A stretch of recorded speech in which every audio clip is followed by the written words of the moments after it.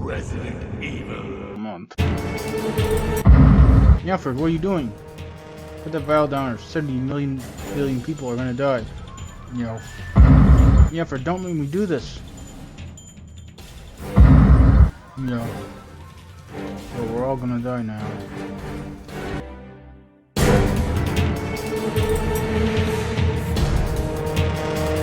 Alright, so today we are talking about the infamous RE6. I was kind of hoping a bit that, since I found the RE5 was underrated, that maybe this one's not as bad as they say. But no, I think it pretty much is, unfortunately. RE6 is not the worst game I ever played, but it's definitely the worst RE game I've played by a bit. I played 0 through 6 so far. It's not just that the horror elements are mostly gone. It's not a very good action game either. That's not to say there wasn't some potential here. There's some brief moments where you're like, hey, that was pretty fun for a second there. But then most of the game is a bit of a slog. All the controls feel sluggish. Aiming, shooting, general movement, running. Not even running really feels good. Diving is a bit fun, but it's not as useful as it should be. And how you get sort of stuck on the ground for a brief moment is kind of annoying. Except for when A is using the crossbow, she does a cartwheel instead of a dive. But for whatever reason, that's the only special dive move replacement.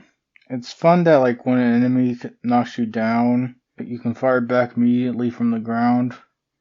But then they have a bunch of enemies that can knock you down a bunch to justify that mechanic, and that's kind of annoying. The quick shot was poorly tutorialized, so I didn't use it, but it looks like a fun way to stun enemies for a moment. The cover system is bad. It has a weird button combo to enter, LT plus A, and then it's finicky and lean in and out of cover. Melee is almost fun, but it's a bit too clunky, and you run out of stamina too quickly. There are some good animations for parries and environment-based kills. Also, Jake can do the Wesker palm strike. The cinematic gameplay is generally not very good and feels on rails. Vehicles are bad, except the jet section, which was alright. A lot of them are way too simplified. The snowmobiles are especially bad. There are cruise ships with sharper turning radiuses. The skill system is bad. The upgrades are mostly too specific for certain situations. You should really only invest in shooting and melee. Playing the campaign in co-op is surprisingly doesn't feel that different from playing solo in the worst way. As for the other multiplayer modes, I wasn't able to get into enough games to make a judgment. The lobbies seem pretty dead. The story is the most over-the-top Resident Evil story that I played, and that's saying a lot considering like 5. It goes real hard with it, but it crosses the line between dumb fun and just dumb. The game feels like it has no attention span, and it's always like move, move, move. The plot is convoluted, but I do appreciate how all the campaigns intersect. And it seemed like the co-op partner pairs, sort of wonder if there was a cut feature where pairs of co-op partners could run into each other. That'd been fun. Talking about the individual campaigns now, Leon's is the best. The first 2 chapters have a Star of an Outbreak story. The story feels a little like the Dawn of the Dead reboots. It also has a lot of, hey, remember Raccoon City sort of stuff that doesn't really work the way it should. It'd probably feel better if the game was better. That being said, those sections probably inspired the 2 and 3 remakes a bit. Leon is mostly well represented, but he's a bit too edgy. And Elena, his co-op partner, who's Elena? I don't know. She refuses to tell anything about herself to Leon for 3 chapters for no real reason, other than to try to surprise us with her backstory for no real reason, and it's not that interesting. And then that's all the characterization she gets. Also, why isn't she Claire? It would have made more sense for Claire to be Leon's co-op partner.